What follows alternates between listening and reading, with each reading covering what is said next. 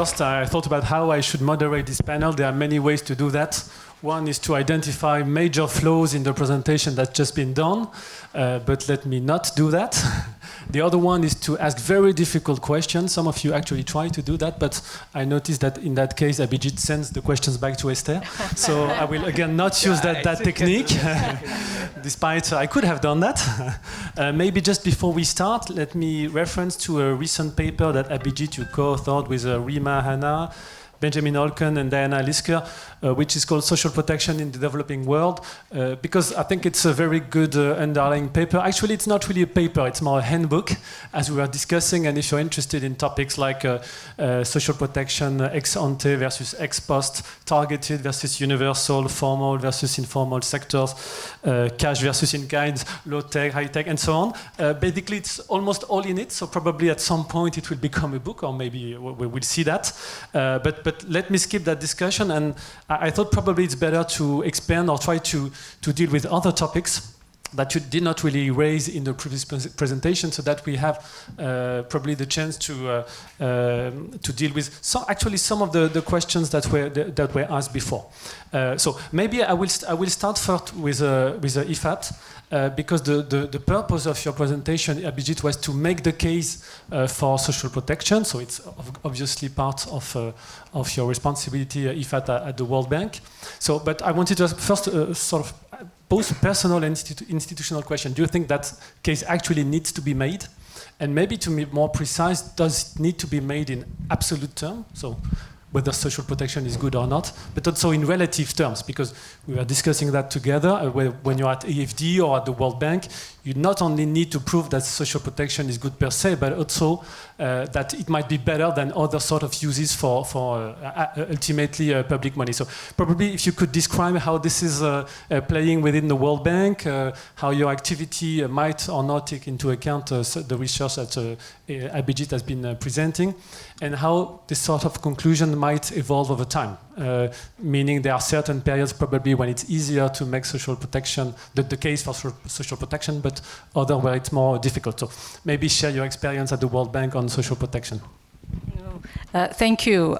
First of all, I just want to thank Esther and the organizers of this event for inviting me, because I think for me the last 2 days of just listening to the presentations and the keynote, I find it extremely encouraging that many of the day-to-day questions that myself and our teams at the World Bank are grappling with are actually being asked by many of you with fantastic answers, which I think we can draw from. And so it's really been a privilege to listen. But of course, to end on this high note that Abhijit, you put out, that we need to be louder in our support for redistribution, for social protection. Yesterday, talking about the climate change agenda and where social protection plays as a solid role. For me, it's of course music to my ears, but I feel like it's been like a little kid in a candy store. Like I want all of this and take all of this information back with me and see how we can use that. So really, thank you for that. So at the same time, I do want to say that while all of the information and the evidence you've seen, it is still a tough job to have. To make the case for social protection is still not straightforward for not just the reasons that you put forward, but many others that we face on a day-to-day basis. Because for some reason, I don't know why, maybe this is a question for one of you to answer, that after 10,000 plus studies, we're still having to make the case for the poor. And that to me is still something hard to understand why that's the case. But we still have managed in many ways because of the results we show on the ground. So if I just were to look at, and this is I think what Abhijit, you are saying, that this field is fairly new, right? When I look at the World Bank 15 years ago, when we had the 2008 FFF crisis, and I look at our own portfolio in the social protection space, we were at 6 to 7 billion of financing that went to governments through our channels. Today, we are at 29 billion of financing, and we work in 72 countries. If I look back 2008, when we had that crisis, very few African countries had any form of social protection program. When I go now, you pretty much have a flagship program in pretty much every country, and there's more to do there. But despite this tremendous growth, and this growth really happened for the number of, the evidence, the evaluation, but it also happened because of this systematic thinking on many of the things we discussed: the targeting, the delivery systems, the use of digital. So all of that has helped, but in a big picture, macro level, this is still a drop in the ocean, because we've just did our State of the Social Protection Report analysis, which covers 148 countries of data on social protection programs. And what we find is, among low-income countries, 3 out of 4 extreme poor households have access to no social protection. So while it looks like we've done a lot, there's miles to go before we sleep, to quote Robert Frost.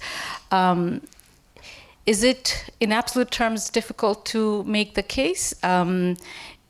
It is, because for the relative reasons you mentioned, that when countries are faced with shocks, we saw this, yes, COVID, we saw a surge.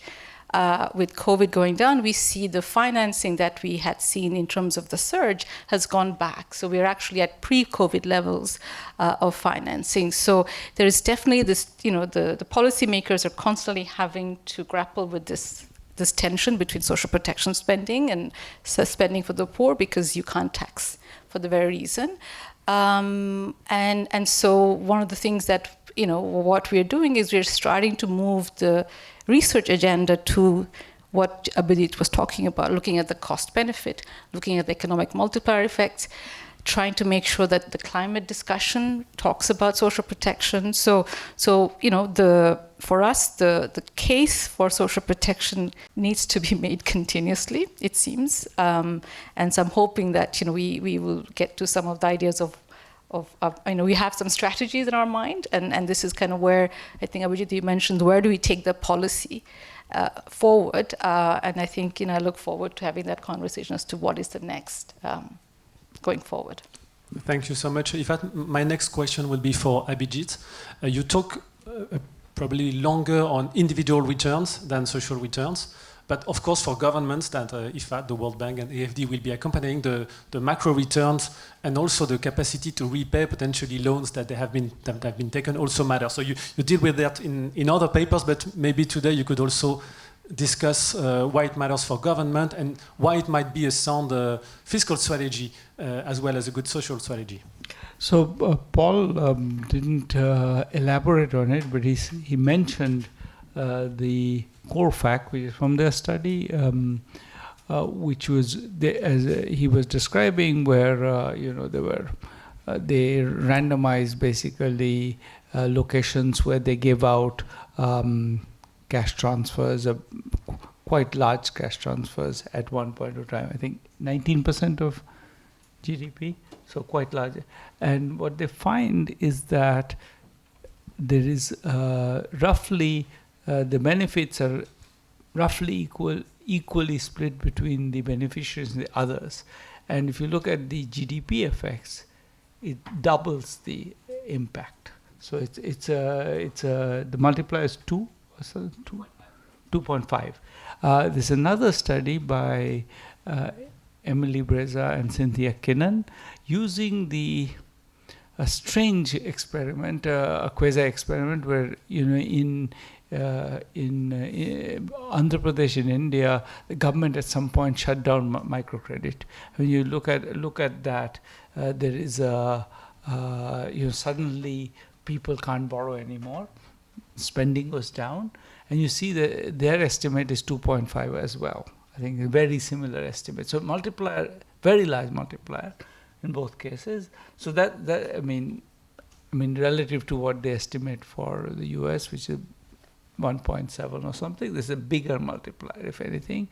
And that, I think what's useful to say is that I think there's interesting work by again by Emily Breza and I think Suprit Kaur being the leader of that, suggesting that the prices are actually nominal prices are very sticky in developing countries, which then explains why we have these large multipliers. So it's in fact, that whole body of research is very instructive from exactly this point of view, which is it's saying basically that there is most of the time these economies are operating under capacity, which is then even with indirect taxes you will get with that multiplier plus the direct effect, you should be able to make a reasonable fiscal case for it. Thank you, Abhijit. Maybe I'll turn to Iffath again.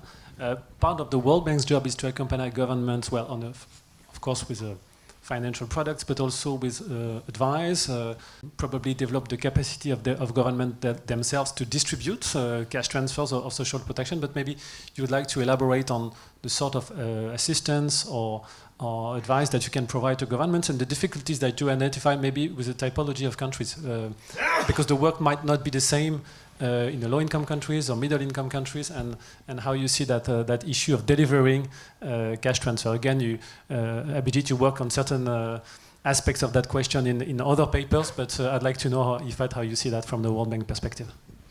So, in many ways, if I were to identify what is the real value added in terms of the work we've done in this space of the World Bank, because we work with national governments, with ministry officials, I think the main value added we've provided is really the implementation capacity. So I think many of the discussions earlier talked about the environment, the capacity of the institutions, and often that can make or break the kind of impact you see on the ground.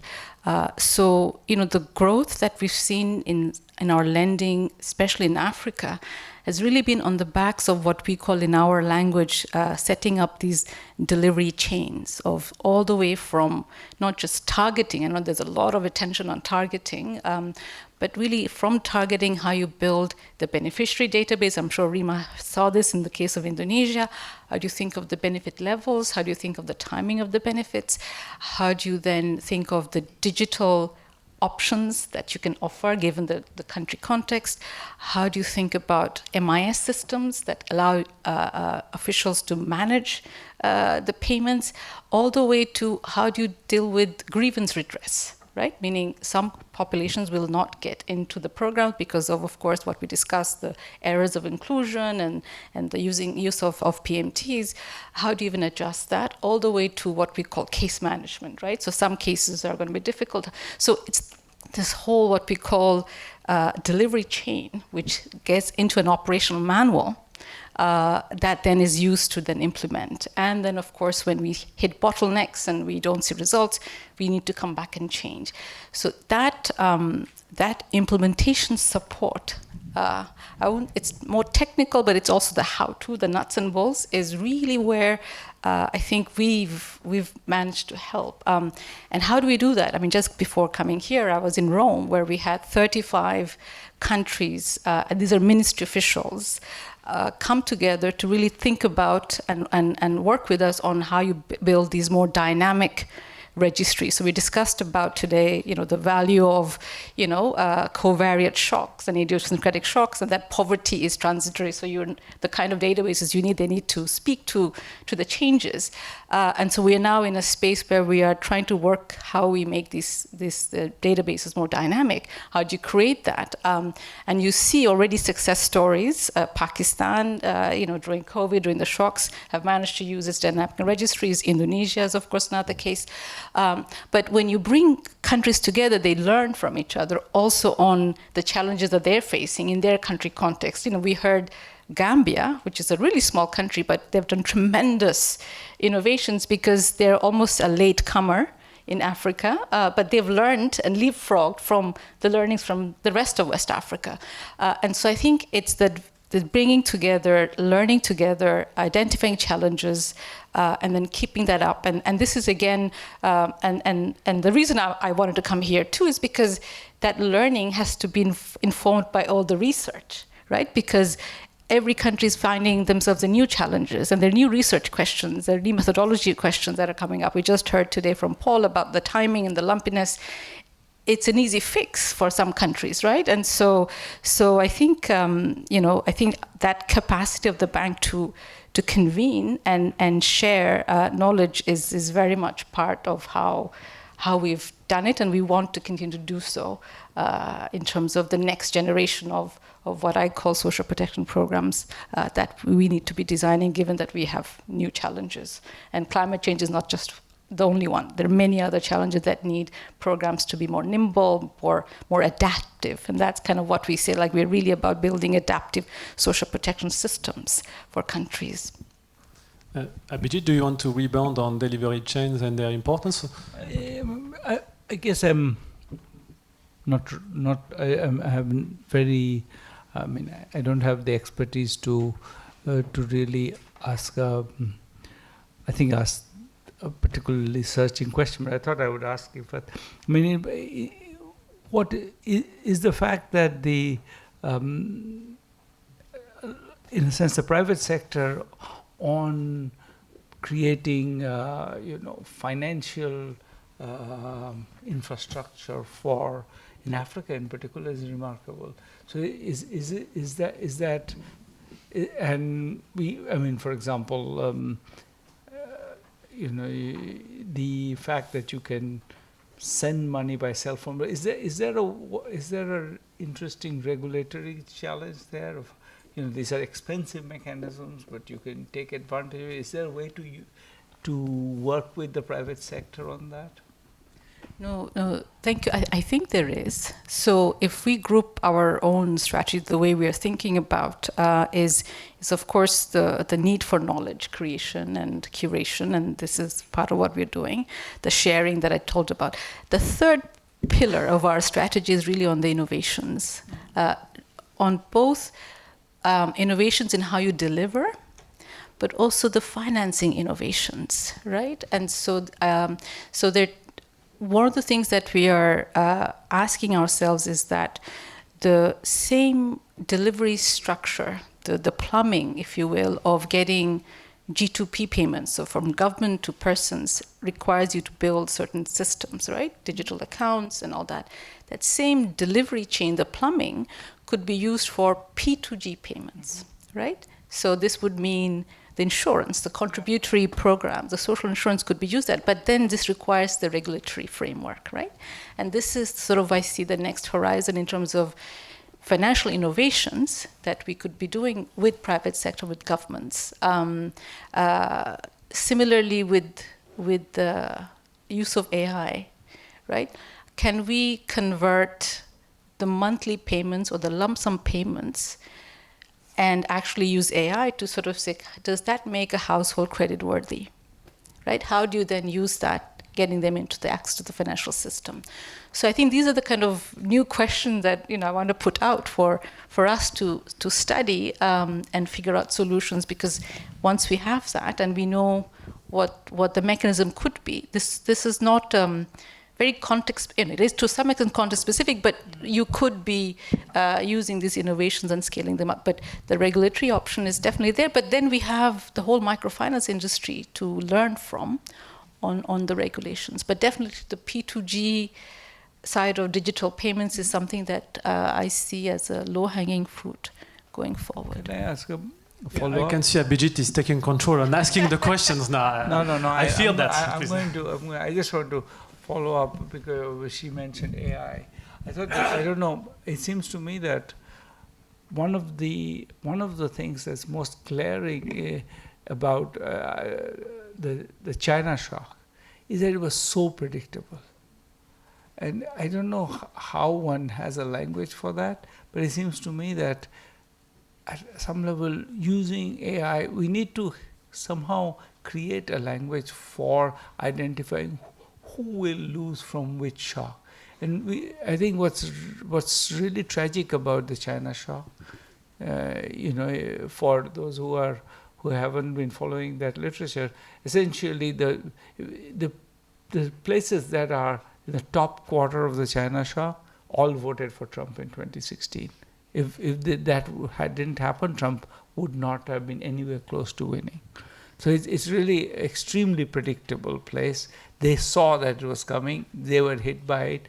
Nobody did much for them. So I think in some sense we actually, even in rich countries, we don't use this information. We don't use the information that, you know, here is something bad that's about to happen. We could actually do something about it, or we don't. But it's somehow there is a neutrality which seems to be completely perverse, but very much in the political system, that we can't just say that, you know, these people got. Once there's a real disaster, then we can go and clean up. But that's the wrong order of things. You want to almost say, I want to plan ahead for this is coming. We assure you that we are about to take action. There's some automatic mechanisms that could use this information. I think that's one of the things that and with AI you could do a very better job of doing that. So if I can just quickly, we are in many countries are using early warning systems to link that to cash transfers. So you know, it's, and many, I'm amazed how some of the innovations that we're seeing are happening in countries where you would least expect. So Togo, the way they used sort of satellite imaging to, you know, put out their COVID transfers is another one. So no, I think these are the places to think through. Yeah, and you were mentioning new technology and the use of mobile banking typically to make transfers. So because you were mentioning Togo, it's a program in which we have been partnering, but you are probably aware of it. And using mobile money was more inclusive than using typically bank accounts, because more people have mobile than they have ID cards.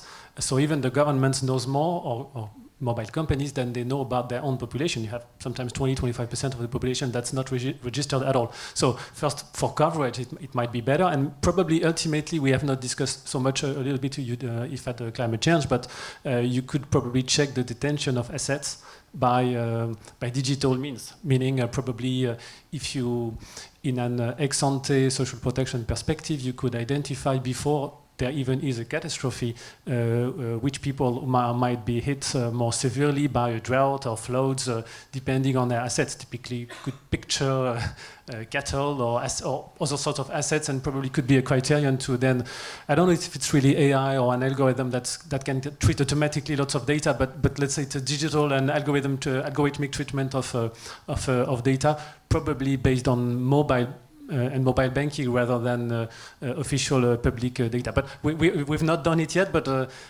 in the paper you say that typically geographical targeting doesn't necessarily make much sense in general, but in the case of climate catastrophes, then it must make more sense in that precise case, which is probably not a general use of social protection, but I would expect could be something growing. I don't know if that is something that you are looking at the World Bank, the work to protect against catastrophes. We have seen worldwide.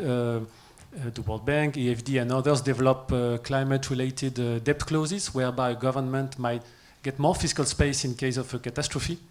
But that's on the, let's say, refinancing side, but not on the eventual beneficiary side. So I don't know if you have a particular interest in catastrophes and probably the way social protection can act as a buffer or as a compensation for climate shocks. And maybe, Abhijit, I will ask you later what you think about it.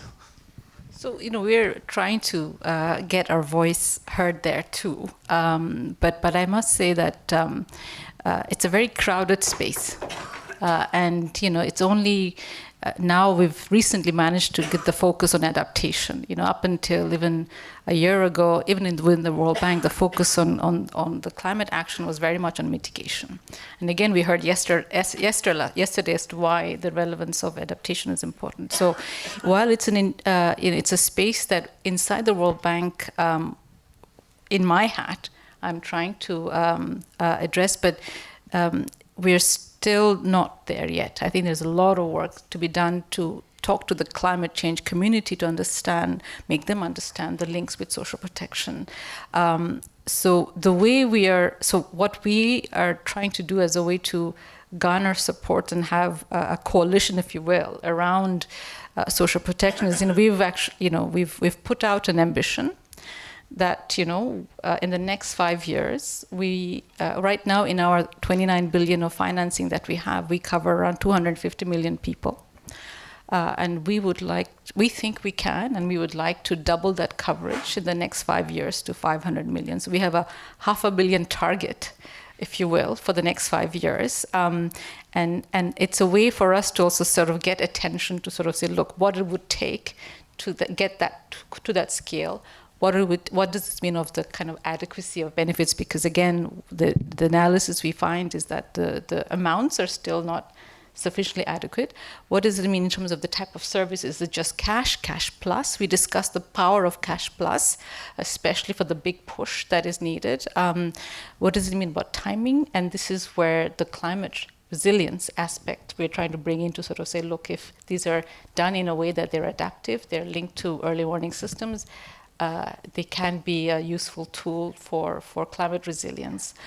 So this is kind of how we're trying to make sure that we are part of that discourse, but we're not there yet. I just want to sort of ask the more related institutional question, which is, at some level, the World Bank's usual conversation is with, national or subnational governments. In terms of building and countries like that, on the other hand, especially in climate issues, I suspect from the donor side, the pushback will come from, will this go to the right people? Is there thinking about how to create institutional structures within which the money can reach the?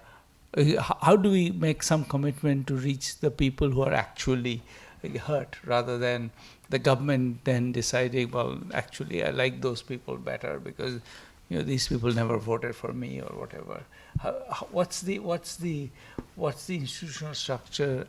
What are you thinking about that?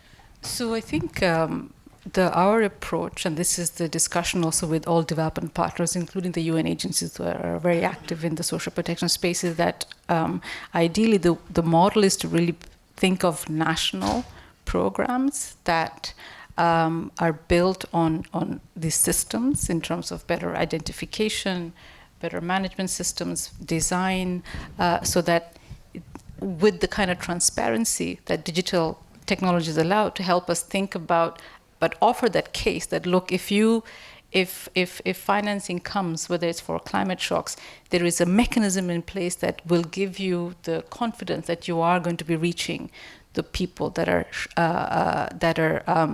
affected. And so for us, the real responsibility is to really make sure that we are able to offer that solution, and that plumbing that allows us to then say, look, I can guarantee that these resources are going to be delivered. And this is where the innovations on digital, on targeting mechanisms, on all of the other aspects I discussed in terms of our systems in place becomes critically important. And I think that's the best we can do.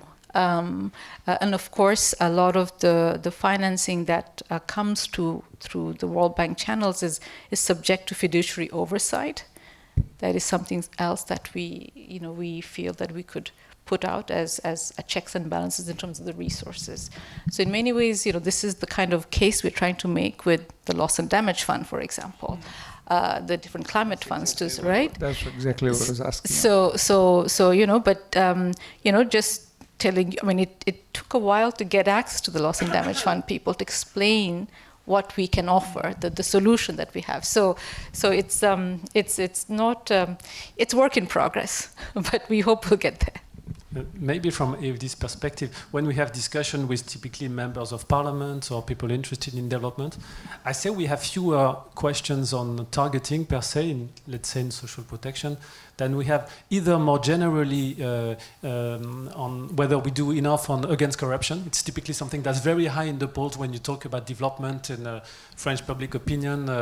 Almost half of the population believes that money goes straight to Switzerland and never goes to any sort of. So it's a sort of cliche that we have to face, but it's still quite present in the public opinion. We just ran on a year-to-year basis. We have a public poll on development, and it still exists. So that sort of one of the objections. The other one sort of question we might have is social protection relative to like more solid projects on infrastructure, water, transportation, because it's more observable when you live in a different country. So we can more easily from France show a picture of a road, water treatment station or solar plant, and sort of it comes at a disadvantage to a certain extent for social protection, because we should show people probably more and tell their stories, which is why we actually still need to make the case for social protection in absolute and relative terms, because it's probably more difficult to illustrate, or you cannot in just one picture show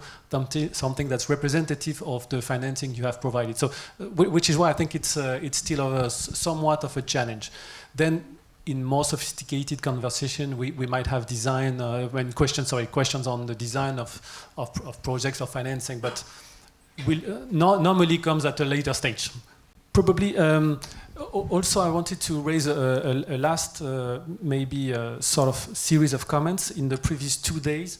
There's been a discussion on the global tax, especially on super wealthy persons, but also multinational companies.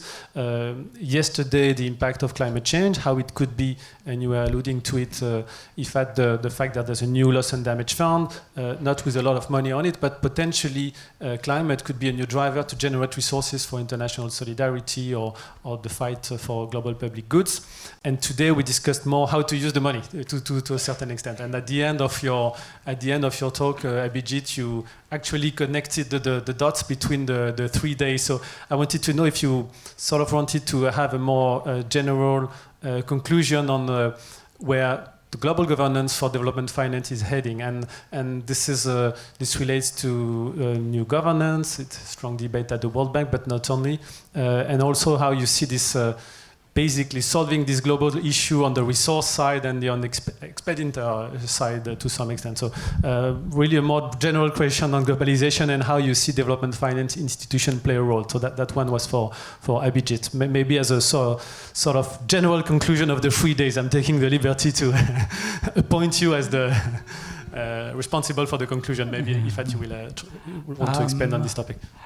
I mean, it's I think a lot of the concerns there we already touched upon, which is these concerns about, the governance, or, I'm not even going to get into where the money comes from. I assume that's been discussed, and I don't have anything but to add. On the governance side, it seems to me that the point you made just now about corruption, I think we have failed, I think, very, very, and this is very costly failure, to tell the story of. People also believe that, global poverty is what it was, or maybe it went down in China. The fact that, in the end, African countries have done a great job of reducing poverty, those stories need to be told. I mean, I feel that, yes, we need to create transparent mechanisms, but I think it's also, before we create those or alongside with creating those transparent mechanisms, we may need to make the claim that in the end, most of Africa does social protection with its own money at a very large scale, with very, very little money, but nonetheless, with the consequence that poverty has gone down substantially, education has gone up substantially, life expectancy has gone up substantially. These are not, that governments in poor countries are the primary. The globe, we may face catastrophe soon, and unfortunately I can't gainsay that, but at least at this moment, the world is a much less inhumane place than it was in 1980. Much, much, much.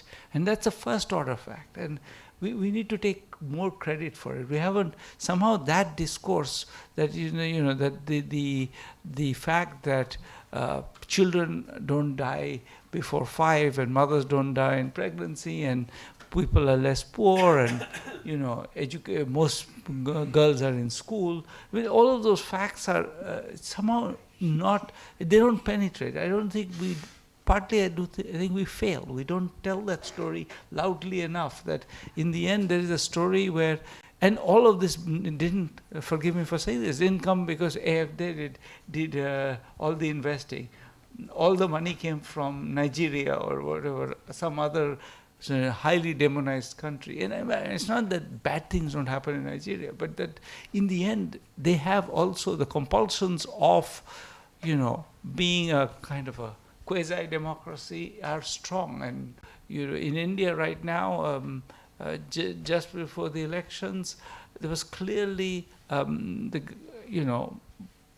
government was very much torn between taking credit for its social investments, which have, India is a country where the share of social spending on transfers has gone up massively in the last 20 years. Since about 2000, it's gone up massively. And trying to nail the opposition by saying that, they will do too much of it. But I think that the fact that that's where the conversation is good news. That there's going to be, that these are countries where you can't get away with without really engaging with this issue. So I think that we haven't, I'm as just guilty as anyone else, but but I feel that we haven't done a good job of kind of capturing that narrative, and in a sense also dealing with, there's work on social programs and corruption, and it's not that we don't know anything about it. We know that in many social programs, when they start, there's a lot of corruption, like for example in Raskin, and that has gone down also massively, that the interventions which reduce corruption. So I think we sort of haven't done a great job of kind of making the claims that undergird the ability to then say that you have to trust that it's not perfect, but it's a lot better than you might imagine. I think that claim needs to be made very loudly, because I think that claim, because we haven't made that claim loudly enough, it undermines a lot of what we want to do. There's an attempt to do, over-regulate things and try to do it centrally. The World Bank needs to do it, forgive me for saying this, rather than, country government. I think there are lots of tensions that need to be mediated. But I do think that there is also, I think, compelling evidence that if a lot of money were to descend on poor countries, they would do useful things with it. I don't think I just don't see this. I think the some story from 1980s is still haunting us. That a combination of the politics of the 1980s, Ronald Reagan, Thatcher, Milton Friedman, and the fact that there were some really remarkably awful governments as well. I think with the combination of the two has sort of kept us. But it's time enough to say that was 50 years ago. Let's move on. Thank you, Abhijit. Iffath. I just want to reinforce what you just said about the stories. And in fact, in the countries where we have the largest national flagship social protection programs, the World Bank contribution is really small compared to government financing. I think it's really something that I want to remind everyone that we play a really small role compared to financing in the countries where you actually see the solid, whether it's Indonesia, Philippines, to Pakistan, and so I think I really like the way you've ended, because somehow perhaps because we are always trying to be perfect in terms of our analysis and our, you need to have the 1% significance and all of that, that we may have set too high a bar for our own investments that may have lost they have made us lose the plot, if you will, that we need to really come back and be very bullish about the solutions. Yes, it's not perfect, but it has done what you've just said in terms of reduction of poverty. And again, it was done by countries themselves. And so one of the things that I agree that we need to show these results more clearly. I am hopeful that with right now as part of this World Bank's new evolution roadmap that our new president has put forward, there is more emphasis on direct results and indicators. One of the indicators we have on inclusion of the poorest is our coverage of social safety net beneficiaries. I'm hoping that is a way to bring more focus and attention that, look, if this is the indicator we're going to put forward, it may not be perfect, but it's a start. It allows us to get to the coverage of these programs, which again can be a way to share some of these stories and results and really be bullish about this space and not be on the defensive. I think part of my reading of the last 15 years working at the World Bank is that we've been really dealing with this debate of growth versus redistribution. And somehow the macroeconomists seem to get more of the attention than the micro. And so we need to kind of somehow collectively be more loud and more confident in telling the story. Thank you. And also to rebound on what you said earlier, Abhijit, when we poll not only France, but also the OECD, normally people think they pay twice as much as they do in reality for international solidarity. So they think their country spends 1 to 1.5% of GDP on international solidarity when it's roughly 1/3 of that. And on the contrary, as you were saying, they believe that these flows are more important in developing countries than they truly are. While they often represent a small fraction of public investment or domestic taxes. So it's still important, and which is why they tend to to believe that ODA or development finance doesn't work enough, probably because the number on poverty are not right on the one hand, and probably because they overestimate the flows themselves. So on both hands, it makes the case for redistribution as well. So maybe I'm done with my questions. Sylvie, can we take a few more questions from the audience? Yes, we can. Okay. So let me turn to the audience right now. Maybe there would be people who want to ask questions. Okay, thank you. I have a question on so there's also a urbanization. A lot of people and a lot of poor are more and more in cities. So what happened to cash transfer, targeting, community-based identification in the case of? Due to the limited availability of IDEA credit, do you think it should be appropriate to define target region? And well, if you have some comments on this issue, please. Thank you. So I can take the first one. You obviously you're the right person to take IDEA credit. I think that that's an interesting question. It is still the case that the urbanization of poverty is happening, but it's also the case that mostly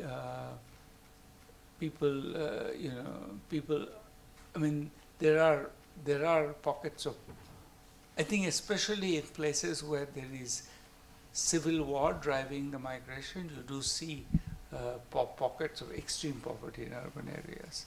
But I think it's overall, I think it's still also true that most of the poverty is still rural in the world. I think it's exactly in places where there is a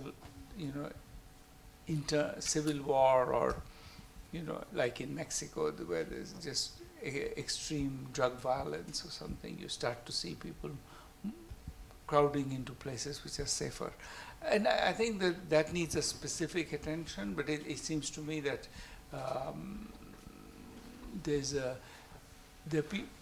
I think I would have thought that and this is an interesting question, interesting area to go, I would have thought that in that case one can actually trace the, base the targeting on where people came from. I think that's because I think a lot of these places, they're just either climate related or other disasters that are happening. And I think linking the payments to the disaster is that's sort of what we were talking about before, is going to be an important part of the answer to that question. Maybe if I can complement on the microcredit, in particular in rural regions. One example we had at AFD was that the interest rates charged by microcredit institutions typically are something like 10 to 15% higher than in cities. Not because credit risk is higher, but because the cost to distribute credit in faraway regions might be way higher, in particular relative to the small amounts lent. So one reason to, by the way, why it's interesting to innovate and use mobile money, it's because the distribution of cash might be way cheaper than the distribution of loans, which is an activity that requires a network, typically trips, and if you do very small loans and the fixed costs are high, it's going to end up in the interest rate. So you might have structural differences between rural areas and urban areas with regards to credit, as you were saying. I would say one thing to that, which is that I think that one thing India has done well is to basically create an extremely low-cost mobile money network, and that kind of keeps the private sector on its feet. It's not otherwise. The mobile money networks are expensive to use, and I think the Indian idea that we will just create a public network and essentially almost free has huge consequences. Therefore, you can't get away with by charging random prices. I think that's I think it's a useful. I think it's a useful maybe strategy to think about. But also in many countries, we actually have urban safety nets in a very large way, Ethiopia being one. But one of the post-COVID impact was that we realized that many countries needed to have more urban-focused programs that look at more of the social insurance element, right? Because that's what COVID told us. So there are definitely programs in urban areas. On the IDA question, so the way the low concessional credit works at the World Bank is that there is a formula within which each country has its envelope that they can lend to, right? So that's obviously based on a formula. In addition, there are precedents of having certain windows for certain priority areas. We are in the midst of our negotiations for the IDA 21 cycle, and I would love to have a window for social protection in this. And so I'm hopeful that, with the G20 alliance that Brazil has, and there's all these voices we're hearing, that maybe at some point we will have some scope to think about a special window just for social protection. Maybe it's wishful thinking, but I'm hopeful that that could be one possibility, perhaps. Within, of course, the country level IDA envelope, the question becomes the trade-off, right? How much of that goes to social protection? It is tricky because of most of the IDA countries, you are facing macro constraints, debt distress, and for countries that becomes often the priority, and social spending becomes low in that list, which is why I think my wishful thinking of having a designated window for social protection in IDA might be one way to make sure that we guarantee financing. But you didn't hear me say this, but this is my own wishful thinking. Thank you, Iffath. Other questions in the room? Yes, over there. Since we talked about like global redistribution and cross-country redistribution and like financing of by the World Bank, I wanted to ask what is the direction like regarding to this, and especially also about climate change compensation about the World Bank, because like World Bank has a role in this. Okay. What was the question? Sorry. Yeah. Because since like finance, like the formula through which financing of the social support programs can have an impact on global redistribution by the World Bank. So like what's for the future, like depending on what kind of conditions on the rents and like, I don't know. So if the question is if with the World Bank financing social protection, can we have an impact on global redistribution? The short answer is, I don't think so, right? So I think in terms of the financing required to support all the poor in the world, addressing their poverty gap, our financing is just not sufficient. Just also, you mentioned whether climate change was used to allocate aid to a certain extent. I rephrase a little bit, but there was a reform in France last year, so we used to have a list of priority countries through which we had to spend, in which we had to spend 2/3 of our grants, for example. And last year it's been changed, and now it's 50% of taxpayers' money we use in France has to be directed towards low-income countries, plus a list of highly vulnerable countries to climate change, which is yet to be designed, but probably will be done together with other funders, and the rest being in the rest of the world. So to answer your question, in the allocation formula of French aid, now the vulnerability to climate change is going to become a factor, while previously it was mostly GDP per capita plus a list of diplomatically established priority countries. So there's been a change recently. But again, it's the next step will be dependent on joint work with others, probably multilateral institutions, to design how we probably establish a list of the most vulnerable countries, the rest being still vulnerable, but in lesser terms. So just thinking back to Abhijit's example of the China shock and us knowing where that was going to hit, and yet nonetheless we weren't able to compensate people for it. Thinking with the AI example or with climate change, for instance, it's becoming more and more clear who will be the winners and who will be the losers. And my question essentially is there a sense in once we know who the winners and the losers are, it's kind of too late because we can no longer have insurance against this, it becomes redistribution, and whether there's sort of a sense in which there's an added urgency because as it becomes clear who's going to be the winner and who's going to be the loser, it becomes harder to act on these things.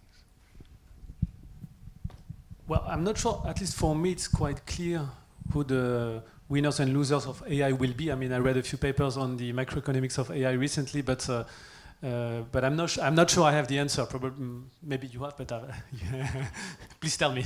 No, I don't know if you... Yeah, Jack's point is more that it's easier to frame things as insurance than as redistribution. So moving early, when we don't know who are the victims, is actually a good thing and not a bad thing. That's his point, I think. That it's politically, it's easier to say that, all of us could be victims, so let's create a mechanism and then ex post we'll know who the victims are. I think that's his point. And I think there is a real value in that question, because increasingly we are going to face a world where the changing nature of work, you're going to have different kinds of markets, you're going to have different kind of labor contracts, which may not necessarily be the usual standard ones. And we heard about the case for the UBI.